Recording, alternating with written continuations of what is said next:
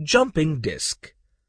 One of the readily observable effects of eddy current is the jumping disk, in which a disk jumps into a certain height. We place a light aluminum disk D over the insulated core of an electromagnet. When the tapping key K is pressed, the current starts flowing in the circuit, and the disk is seen as thrown up into the air as if a jumping disk. Why does the disk jump? The disk starts jumping due to eddy currents, which are developed in the disk. When the tapping key K is pressed, the current passing through the electromagnet increases from 0 to maximum value.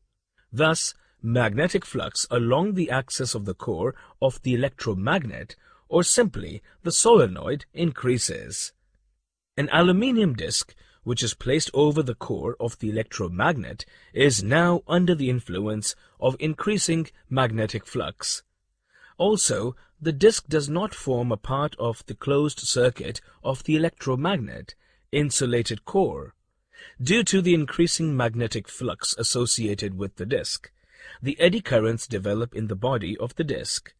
Direction of the eddy currents induced in the body is such that it opposes the increase in magnetic flux associated with the disk.